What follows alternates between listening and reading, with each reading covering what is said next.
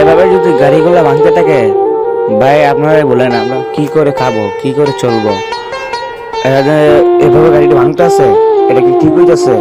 গাড়িটা লাইসেন্স যদি বানাতো তাহলে একটা ঠিক হইতো। এরা ডাইরেক্ট গাড়ি ভাঙতেছে। অনেকে কি করে মনে করেন কিস্তি তুলে গাড়ি কিনছে, অনেক অনেকে রেলা করে টাকা আনছে নিয়ে গাড়ি কিনছে, কিনে কমই করে খাইতেছে। এরা তো চুরি করতেছে না ভাই, আপনারা কেন এরকম করতেছেন? এগুলা কি আল্লাহ দেখতেছে না? আল্লাহ ঠিকই একদিন বিচার করবে, ঠিকই করবে। আর সরকারটা বলতেছি, আপনাকে হাত জোর করতেছি, গাড়ির লাইসেন্স দেন। লাইসেন্স দিলেই তো আমরা গরিবরা এগুলা চলে খাইতে পারি, চলতে পারি। না হলে আমরা কি করব গরিবরা?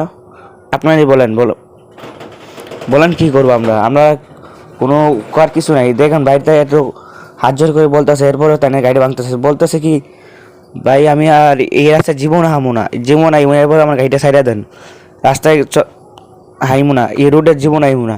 এরপর গাড়িটা দিতেছে না, এমন করে ভাঙতেছে। এবার বুঝেন।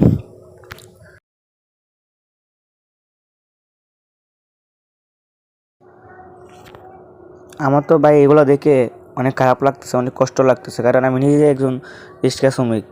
কী করবো ভাই? আমরা যদি এভাবে হয় তাহলে আমরা কীভাবে খাবো, কীভাবে করবো? বাড়িতে এত হাত জোর করে বলতেছে, এরপরও দেয় না, এত কষ্ট লাগতেছে আমার।